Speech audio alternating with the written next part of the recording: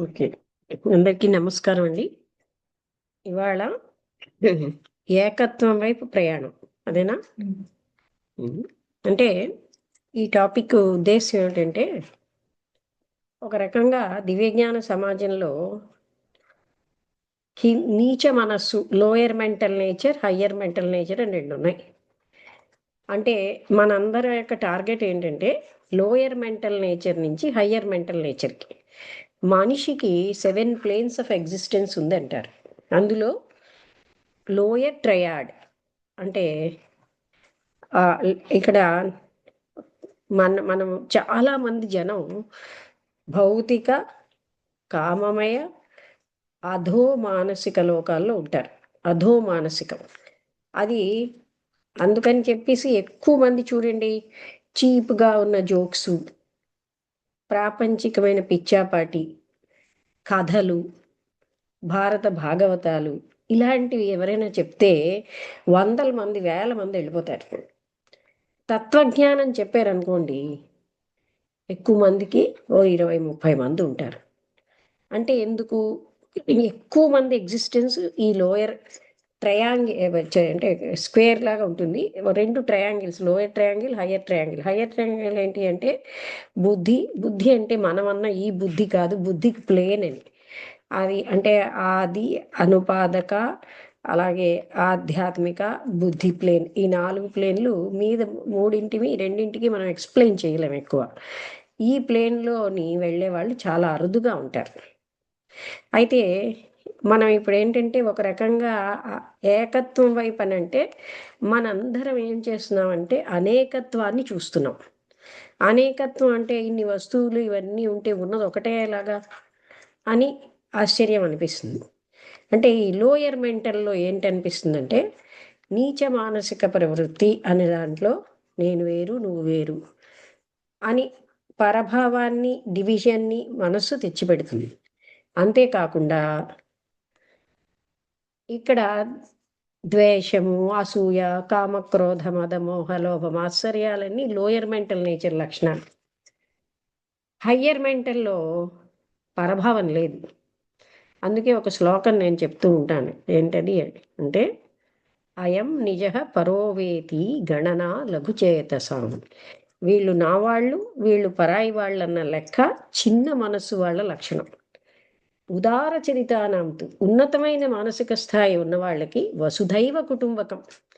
మొత్తం ఈ వసుధ అంతా కూడా కుటుంబమే. వాళ్ళేమో నా వాళ్ళు, పరాయి వాళ్ళని చూడరు. ఎందుకు? వాళ్ళకి కాన్షియస్‌నెస్, ఎక్స్‌పాన్షన్ ఆఫ్ కాన్షియస్‌నెస్ వచ్చేస్తుంది.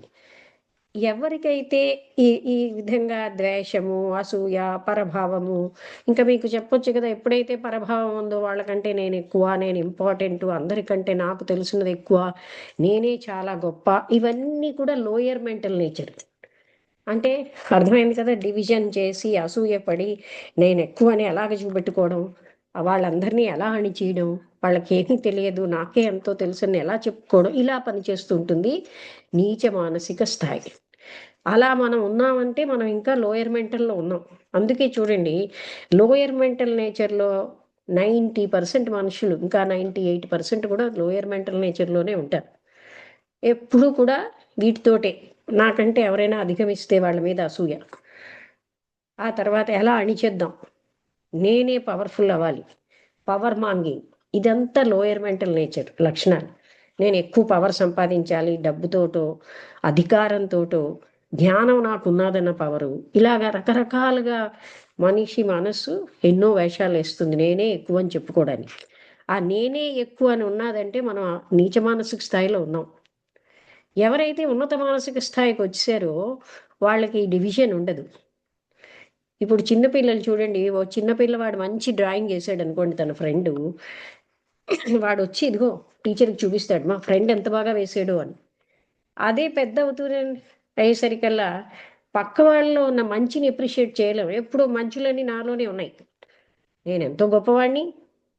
అకిమ్ డ్యూ అన్నావిడ అదే చెప్పారు. ఏ విధంగా ఆ డిస్కషన్ ఏంటంటే హ్యుమానిటీని మనం హెల్ప్ చేయగలమా? హ్యుమానిటీ కంటే వి కాంట్ హెల్ప్ అన్నారావిడ.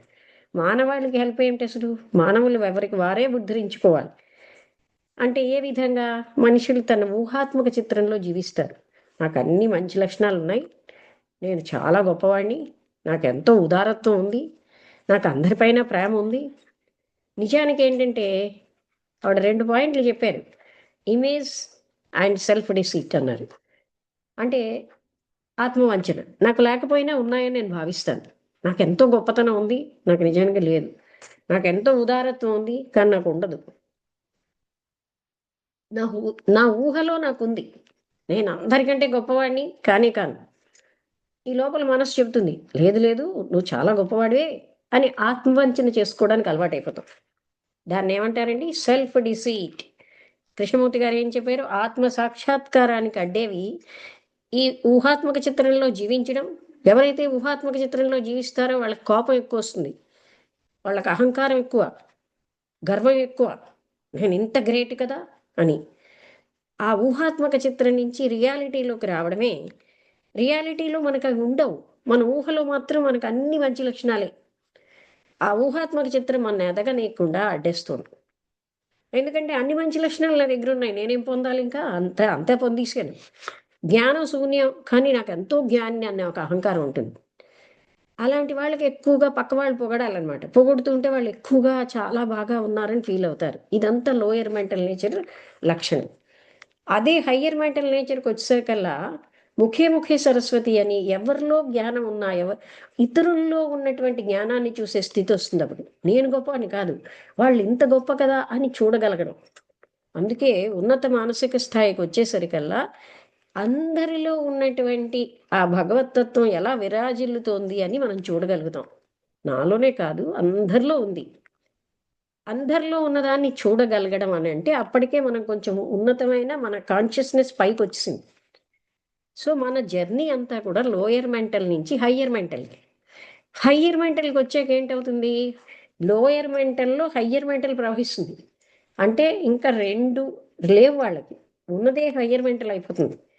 వాళ్ళు ఎప్పుడు హయ్యర్ మెంటల్ లెవెల్‌లోనే జీవిస్తారు. అర్ధరాత్రి 12 గంటలకైనా, మత్తులో మాట్లాడినా హయ్యర్ మెంటల్‌లోనే ఉంటుంది. పరభావం లేదక్కడ. సో, ఇక్కడ మన ప్రయాణం అంతా ఏంటంటే, ఇన్ని రకాలైనవి మనము ఇప్పుడు బుద్ధుడు ధమ్మపదంలో కూడా అదే చూపిస్తున్నాడు. ఇవాళ పొద్దున్న ధమ్మపదం సండే చదువుతాం కదా! అందులో అతనికి పరభావం అంటే ఏంటి? ఒక 7 ఏళ్ల పిల్లవాడు ఒకసారి చూస్తాడు. అతనేమిటి చేస్తున్నాడంటే, కర్ర పని చేస్తున్నాడు. కర్రల్ని తీర్చిదిద్దుతున్నాడు. మంచి షేప్ ఇస్తున్నాడు. ఒక విల్లులు తయారు చేసేవాడు కర్రల్లోంచి విల్లులు తయారు చేస్తున్నాడు. అలాగే ఒక ఆహ్, అంటే ఇలా నాన్ లివింగ్ బీయింగ్స్‌లోంచి ఇంత గొప్పవి చేస్తున్నారా వీళ్ళు? అంటే జీవం లేని వాటి నుంచి బాగా తీర్చిదిద్దుతున్నారే! జీవం ఉన్న నా మనస్సుని నేనెందుకు నిశ్చలం చేసుకోలేనని 7 ఏళ్ల వాడికి అనిపించింది. అప్పటికే ఆయన సోతపత్తి అన్న స్థితికొచ్చేసాట. ఆ అబ్బాయి చూడండి, మనం చూస్తాం. కానీ మనకెప్పుడు అలాంటి ఐడియా వస్తుందా? జీవం లేని వాటినే ఇంత బాగా తీర్చిదిద్దగలిగినప్పుడు, జీవం ఉన్న మనం మన మనస్సునెందుకు నిశ్చలం చేసుకోలేం అని అతనికి అనిపించి, అప్పుడు ఆయన ఆహ్, ఒక తనకంటే గురువు ఎవరో అక్కడికి భోజనం తీసుకువెళ్తారనమాట. అప్పుడు అతనిలో ఉన్న లక్షణం ఏంటి? ఎవరేం చెప్పినా జాగ్రత్తగా వింటాడు. నువ్వేమిటి నాకు చెప్తావన్నట్టు కాదు. తిట్టి చెప్పినా, కసిరి చెప్పినా అందులో సత్యాన్ని గ్రహించే ఒక నమ్రత ఉంది ఆ అబ్బాయికి. అప్పుడు బుద్ధుడు ఈ అబ్బాయి అర్హత అంటే ఈ మాంక్ అర్హత స్థితికొచ్చేసాడు అని చెప్తాడు. అంటే ఏంటంటే అక్కడ వయస్సు కాదు ముఖ్యం. చూడండి, మనం కూడా ఎన్నో చూస్తున్నాం. కానీ ఆ చిన్న పిల్లవాడు ఎన్నో జన్మల పరిపక్వత ఉండబట్టి జీవం లేని వాటినే ఇంత బాగా తీర్చిదిద్దగలిగినప్పుడు మన మనస్సుని ఎందుకు తీర్చిదిద్దుకోలేము అని ఆ అబ్బాయిలో అనిపించడం, వెంటనే ఆయన బుద్ధుడి యొక్క బోధలు విని అర్హత స్థితికి వెళ్ళిపోయాడు. అది అలాంటివన్నీ ఏంటంటే ఉన్నత మానసిక స్థాయికి వెళ్ళిపోతున్నాం మనం. అదే మన ప్రయాణం అంతా. మనం చేసే సాధనలవనండి, మాటలవనండి. అందుకే చూసిండి ఇందాకలా నారాయణ గోల్డెన్ స్టేర్లు చెప్పాడు. అందులో ఏం చెప్పాడు? మానవ పురోభివృద్ధి యొక్కయు పరిపక్వత యొక్కయు ఆదర్శములయడ నిరంతర దృష్టి. మనం పొద్దున్న లేచిన దగ్గర నుంచి మనం చేసే ప్రతి పని, మనం మాట్లాడే ప్రతి మాట, మనం ఆలోచించే ఆలోచన మానవ పురోభివృద్ధి వైపు వెళ్తోందా? కాదా, అది మనం చూసుకోవాలి. అన్నది ఇక్కడ స్వార్థం అన్నది లేదు.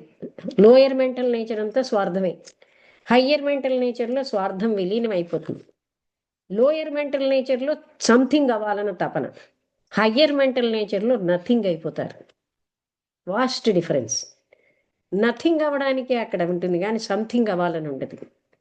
సో లోయర్ మెంటల్ నేచర్ ఎప్పుడూ కూడా డివిజన్, వీళ్ళు వేరు వాళ్ళు వేరు, ఇది వేరు అది వేరు అని చూపిస్తుంది.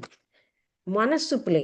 హయ్యర్ మెంటల్ నేచర్లో మనస్సు పరిశుద్ధం అయిపోవడం వల్ల అందులో పరమాత్మతత్వం ప్రకాశిస్తూ ఉంటుంది. అది హయ్యర్ మెంటల్ నేచర్. అందుకని మానవాళ్ళందరూ కూడా పరిణామం ద్వారా హయ్యర్ మెంటల్ నేచర్కి వెళ్ళడానికే తెలుసో తెలియకో అందరం వెళ్తున్నాం. దీన్ని మేడం బ్లవెట్స్కి తప్పనిసరి ప్రయాణం అన్నారు. అంటే మనం అందరం తప్పనిసరిగా అటే వెళ్తాం, పురోభివృద్ధి వైపే. దాన్నే పరిణామం అంటాం. అందుకని అది తెలిసి చేసామనుకోండి ఇంకా ఫాస్ట్గా చక్కగా జరిగిపోతుంది. అందువల్ల చిన్నపిల్లలు అని అనుకోవడానికి లేదు. వయస్సు ఏదైనా సరే ఎన్నో జన్మలలో సేవా కార్యక్రమాలు చేసి త్యాగపూరితమైన జీవితం జీవించిన వాళ్ళకి హయ్యర్ మెంటల్ నేచర్ అనేదానికి సులువుగా వెళ్ళగలరు. ఎప్పుడూ కూడా ఇతరుల్ని బాధ పెట్టి అహంకారంతో జీవిస్తే అన్నిటికంటే పెద్ద శత్రువు అహంకారం. అహంకారం వల్ల వాళ్ళు ఇతరుల్ని బాధ పెడతారు, ఏమీ నేర్చుకోరు. అన్నీ మనకు వచ్చిన అహంకారం వాళ్ళని అడ్డేస్తుంది, పెద్ద అడ్డుగోడల. మనమే నేర్చుకోక్కర్లేదు అన్నీ వచ్చని. ఇంకా చెప్పాలంటే అహంకారం ఉండడం అనేది మనకి ఎంతో నష్టాన్ని కలిగిస్తుంది. ఎక్కడ ఏ విషయం తెలుసుకోలేం. లోయర్ మెంటల్ నేచర్లో ఇంట్యూషన్ ఉండదు, ఇన్సైట్స్ ఉండవు. హయ్యర్ మెంటల్ నేచర్ అయ్యేసరికల్లా అహం ఉండదు కనుక హర్ట్ అవ్వడం ఉండదు. ఎవరు తిట్టినా హర్టము. బుద్ధుడిని ఒక ఆవిడ, ఇంత దృఢంగా ఉన్నావు, భిక్షాటం చేసుకున్నావు ఎందుకు, హాయిగా నౌకరీ చేసుకోవచ్చు కదా అంది. అంటే బుద్ధుడితో ఉన్న ఆయన కొంచెం కోపం వస్తుంది కానీ బుద్ధుడేమో నవ్వుతూ వస్తే అదేమిటి మీరు అలా నవ్వుతున్నారు ఆవిడ అన్న మాటల కంటే, ఆయన తన బౌలు ఆవిడ చేతిలో పెడతాడు. ఆయన తీసుకోలేదు. ఇది ఎవరికి చెందుతుంది, మీకే చెందుతుందని. ఆవిడ ఇచ్చినవి నేను తీసుకోలేదు, అవి ఎవరికి చెందుతాయి అన్నారు. ఆవిడకే చెందుతాయి. ఆ విధంగా తీసుకోవడం అన్న చాయిస్ ఉంది మన దగ్గర. తిట్టినంత మాత్రంలో మనం తీసేసుకోక్కర్లే, అంతేనా? అందుకని ఎప్పుడైతే ఆయన వదిలేశాడో ఆయన హాయిగా వచ్చాడు. ఆ విధంగా మనం హయ్యర్ మెంటల్ నేచర్లోకి వెళ్తున్న కొద్దీ మనలో ఆ ప్రేమ, కారుణ్యం, కారణం లేని ప్రేమ, కారణం లేని కారుణ్యం విరాజిల్లుతూ ఉంటాయి. ఎందుకండి అతన్ని ప్రేమిస్తున్నారు? ఆ పిల్లని కానీ చిన్నపిల్లలు, అతన్ని కారణం ఉండదు అక్కడ. ప్రేమించడమే ఉంటుంది. ప్రేమిస్తున్నానని అవేర్నెస్ కూడా ఉండదు. అది higher mental nature. Lower mental నేచర్లో స్వార్థపూరితమైన ప్రేమ అంటాం. ప్రేమ అన్న పదంతో కవర్ చేసుకుంటున్నాం. అంతేగాని అక్కడ ప్రేమించడం అన్నదే ఉండదు, పాషండత్వమే ఉంటుంది. క్షమ అంతకంటే ఉండదు. ఎందుకంటే ఇతరుల తప్పులు వాళ్ళకి టిఫిన్లా ఉంటాయి, మంచి మసాలా ఉన్న ఆహారంలా ఉంటాయి. ఎవరికి? లోయర్ మెంటల్ నేచర్ ఉన్నవాళ్ళు. హయ్యర్ మెంటల్ నేచర్ వాళ్ళు వీళ్ళని ఎలా పైకి తెస్తాను అని ఆలోచిస్తారు. 1000 తప్పులు చేసినా వీళ్ళని ఎలా మీదకి తెద్దాం అని ఆలోచిస్తారు. అది హయ్యర్ మెంటల్ నేచర్ లక్షణం. అందుకని మన అందరి ప్రయాణం ఏమిటంటే లోయర్ మెంటల్ నుంచి హయ్యర్ మెంటల్. అందుకే అనేకత్వం నుంచి ఏకత్వ అనుభూతి. ఇన్ని కనిపిస్తున్నాయి కదా, ఇవన్నీ వేరే వేరేగా ఉన్నాయా అంటే మనకి అందరికీ ఐన్స్టీన్ యొక్క ఈక్వేషన్ ఏంటంటే E=mc² అనే ఈక్వేషన్లో పదార్థాన్ని విచ్ఛిన్నం చేస్తే శక్తి ఉద్భవిస్తుందని, శక్తిని క్రోడీకరిస్తే పదార్థం ఏర్పడుతుందని తెలుసు. అందుకని పదార్థాన్ని విచ్ఛిన్నం చేయడం అనేది, అప్పుడు శక్తిగా చూసామనుకోండి ఒక పదార్థాన్ని. ఇప్పుడు అగ్గిపుల్ల ఉంది, అగ్గిపెట్టిని నేను ముక్కలుగా పరమాణువులుగా చేసేస్తే శక్తిగా చూశానంటే నాకు అగ్గిపెట్టి కంటే శక్తే కనబడింది. అలాగే పదార్థాల వెనకాల ఉన్న ఆ లోపల శక్తిని చూస్తే అప్పుడు ఇవి లేవు, ఉన్నది ఒక్కటే. దాన్నే పేరు మనం పెడతాం కానీ పేరే లేదు దానికి. బ్రహ్మం అంటాం, పరబ్రహ్మం అంటాం, సత్యం అంటాం, ఆత్మతత్వం అంటాం. అంతా అదే వ్యాపించి ఉంది. అది చూడగలగడమే జ్ఞాన దృష్టితో. అంటే మన కళ్ళు వేరేగా కనిపిస్తాయా, వేరే కళ్ళు వస్తాయా అంటే ఇవే కళ్ళు ఉంటాయి. కానీ అందులోపల ఉన్న జ్ఞాన దృష్టితో ఏకత్వాన్ని చూస్తాం. ఆ జ్ఞాన దృష్టి పెరగడానికి మొదటి నుంచి శరీరాలన్నీ మన చెప్పు చేతుల్లో ఉండాలి. మనస్సు చెప్పినట్టు మనం వినడం కాకుండా, మనం చెప్పిన దాన్ని మనస్సు అటు ఆలోచించగలగాలి. మనస్సుని అప్పుడు పనిముట్టుగా వాడుకుంటాం. అవసరమైనప్పుడు వాడతాం, లేనప్పుడు పడేస్తాం. ఈ విధంగా లోయర్ మెంటల్ నేచర్‌లో ద్వేషం, అసూయ, పరభావం, డామినేషన్ ఇవన్నీ ఎక్కువుంటాయి. హయ్యర్ మెంటల్ నేచర్‌లో ప్రేమ, కారుణ్యం, ఇది శాంతి. లోయర్ మెంటల్ నేచర్‌లో ఉన్న వ్యక్తి ఎప్పుడు సంఘర్షణతో ఉంటాడు. ఆయన ఎప్పుడూ అశాంతితో ఉంటాడు. ఆయనకి ఆనందం అంటే ఏమిటో తెలీదు. హయ్యర్ మెంటల్ నేచర్‌లో ఉన్న వ్యక్తి నిరంతరం బ్యాలెన్స్‌డ్‌గా ఉంటాడు, సమశృతితో ఉంటాడు, పీస్‌ఫుల్‌గా ఉంటాడు, ఆనందంగా ఉంటాడు. ఆయన కారుణ్యంతో ఉంటాడు. కారుణ్యానికి కారణం అక్కర్లేదు. అది ఉన్నత మానసిక స్థాయి. అందుకని మనందరి ప్రయాణం అటెళ్ళడానికి. అటెళ్ళడం అంటే అదేదో కాశీకెళ్ళడం కాదు. మన అంతరంగంలో మనం మార్పులు చేసుకోవాలి. అందుకే టిమ్ బాయిడ్ అన్న ఆవిడ, టిమ్ బాయిడ్ తోటి కిమ్ డ్యూ అన్న ఆవిడ లుక్, లుక్ అన్నారు. అంటే మనని మనం నిరంతరం చూసుకోవాలి. నా మనస్సు ఎలా వెళ్తోంది? ఎలా రియాక్ట్ అవుతోంది? ఆ లుకింగ్ ఇన్‌సైడ్ అన్నది చాలా ముఖ్యమైన విషయం. అంటే ఏ విధంగా మనిషి ఉన్నత మానసిక స్థాయికెళ్తాడంటే, తన్ను తాను నిరంతరం చూసుకోవడం, తనకున్న ఫాల్స్ ఇమేజ్‌ని కట్ చేసుకోవడం, ఎప్పుడు ఇమేజ్‌లో జీవిస్తాం. నేను చాలా గొప్ప. నా అంత గొప్పవాళ్ళు లేరు. అది ఇమేజ్.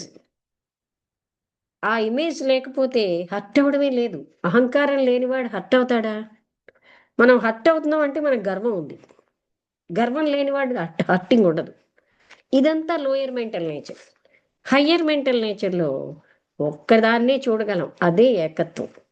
ఏకత్వానుభూతి అంటే కళ్ళు, ఇంద్రియాలు కనబడవని కాదు. ఇంద్రియాలు కనిపిస్తున్నా ఉన్న ఒకే ఒక తత్వాన్ని చూడగలగడం. ఒకే ఒక శక్తిగా ఎలా చూడగలుగుతున్నామో, ఒకే ఒక అంతర్నిహిత తత్వం చూడడానికే అన్ని మతాలు అవే చెప్తున్నాయి. అదే సత్యాన్ని చెప్తున్నాయి. ఇన్ని లేవు. ఒక్కటే ఉంది. అందుకే హెల్ప్ అదర్స్. అంతా నేనే ఉంటే పరాయి వాళ్ళెవరున్నారు? సహాయం చేసేగా చెయ్యగా అనిబిసెట్ అంటారు. పరాయి వాళ్ళే ఉండరు. నాకు నేను సహాయం చేసుకున్నట్టే అన్నారు. అంటే అంత నిష్కామంగా మనం చేస్తూ ఉంటే, మనం పరులన్న వాళ్ళే లేకుండా సహాయం చెయ్యడమే ఆనంద స్థితిగా జీవిస్తాం. అవకాశం వస్తుందా? ఆపర్చునిటీని వెతుక్కుంటాం సహాయం చేసే అవకాశాన్ని.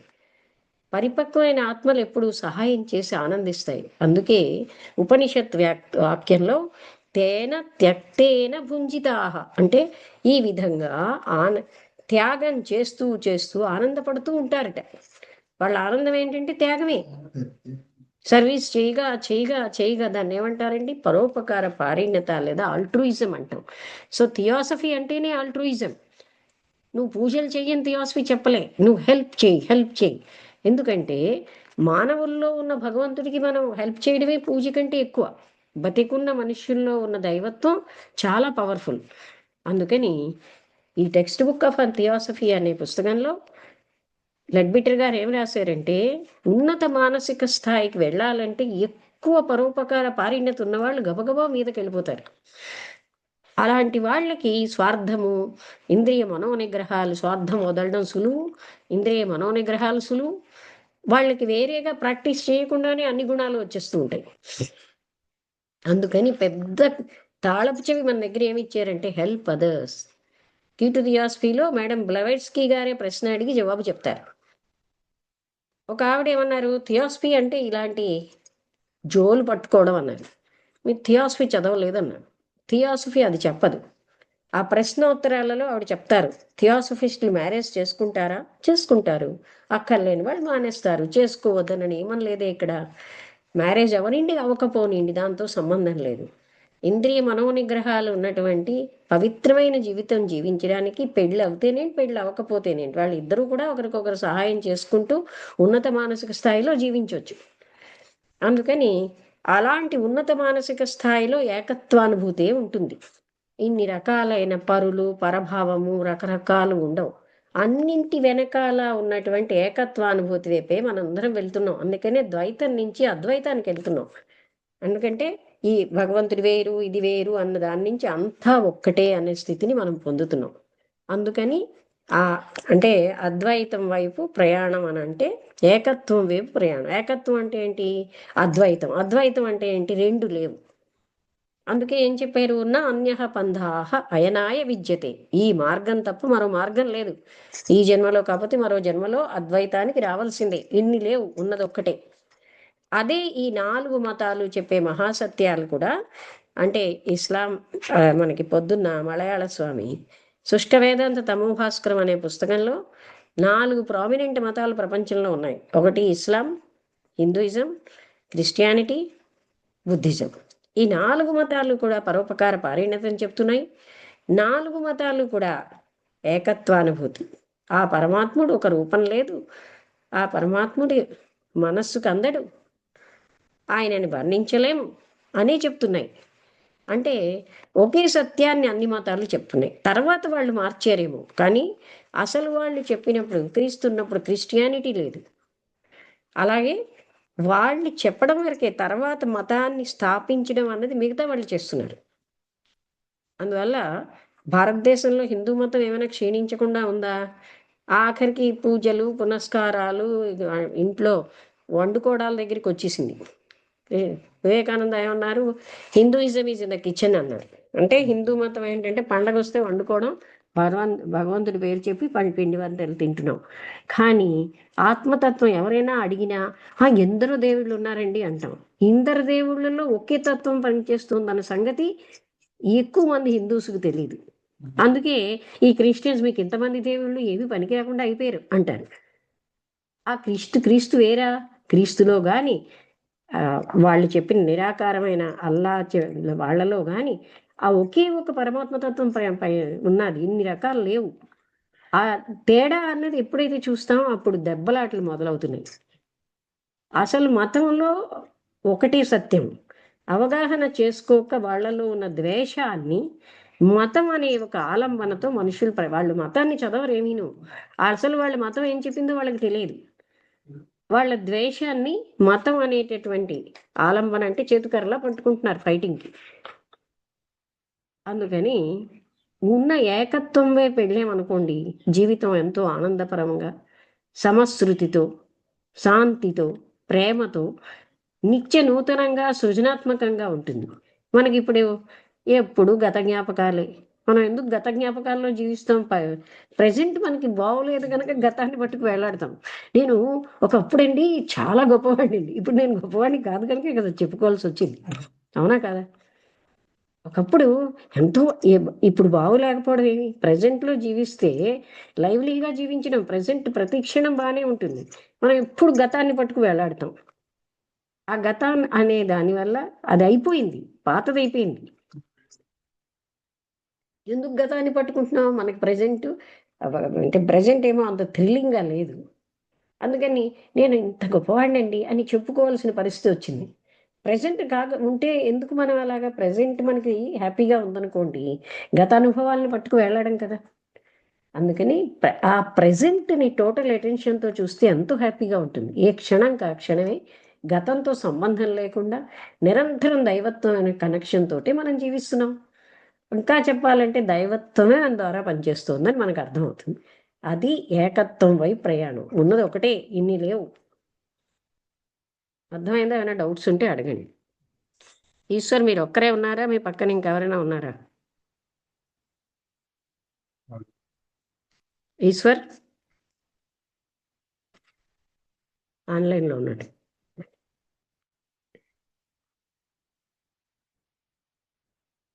ఆన్ చేసేసి పని చేసేసుకుండవచ్చు అనమాట. ఆన్లైన్లో ఉన్న అడ్వాంటేజ్ ఏంటంటే అటెండెన్స్ ఉన్నది, నేను ఎక్కడో ఉంటాను, అంతే కదా. ఏమైనా డౌట్స్ ఉన్నాయా? అంటే మనం ప్రతినిత్యం ఈ లోయర్ మెంటల్, ఇది నేను ఇంకా లోయర్ మెంటల్లో ఉన్నాను, హయ్యర్కి వెళ్ళాలి, అలా మనలో అసూయ, ద్వేషం, క్రోధం ఇవన్నీ వస్తున్నాయంటే లోయర్ మెంటల్ నేచర్లో ఉన్నాం. అహంకారం, ఇవన్నీ లోయర్ మెంటల్ నేచర్ లక్షణాలు. అక్కడ ఆగిపోవడం కాదు, అక్కడి నుంచి హయ్యర్ మెంటల్ నేచర్కి వెళ్ళడానికే మనం పుట్టాం. ఆ విషయం ప్రతి నిమిషం గుర్తుపెట్టుకోవాలి. అది చిన్నపిల్లలు పెద్దవాళ్ళని లేదు, అందరూ గుర్తుపెట్టుకోవాల్సిందే. ఏం రమణ ఏమైనా అడుగుతారా?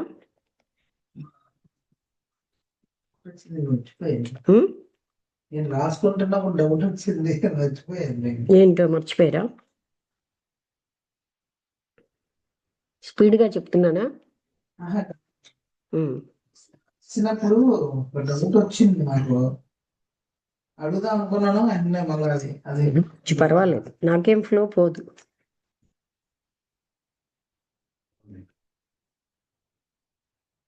ఓకే అయితే ఇంకెవరైనా?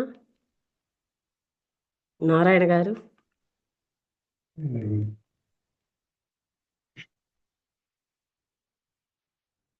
జయంత్. ప్లేన్ అన్నారు కదా, బుద్ధికి ప్లేన్ అన్నారు కదా, ఆ బుద్ధికి ప్లేన్ ఇవన్నీ అన్నారు కదా, అది బుద్ధికి సంబంధించింది కాదు అన్నారు కదా, అది మరి ఎలా? బుద్ధిక్ ప్లేన్ అనేది దివ్యజ్ఞాన సమాజంలో నేను ఒకసారి నాకు చిన్నపిల్లల కనబడ్డని ఒక ఆయన స్లైడ్స్ తయారు చేశారు, కేవీకే నెహ్రూ గారిని, ఆయన జేఎన్టీయు ప్రొఫెసర్.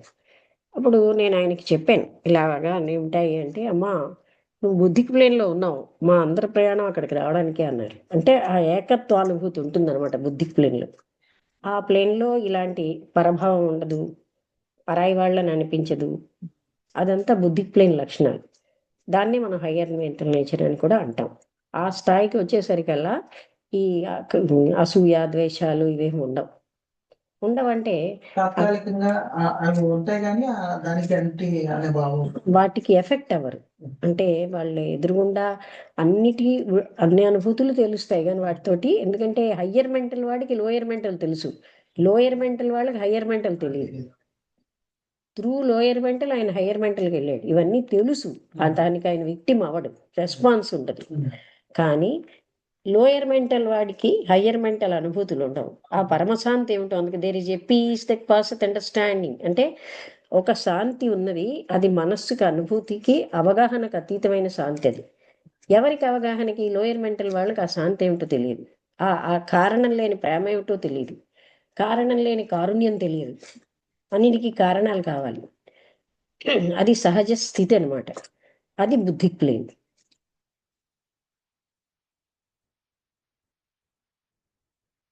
ఓకే, క్లోజ్ చేసేద్దామా?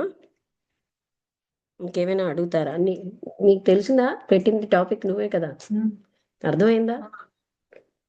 మీ చెల్లెలు కొంచెం విని కొంచెం మనసు ఎక్కడికో వెళ్ళిపోతూ ఉన్నట్టుంది. ఇక్కడ ఉందా?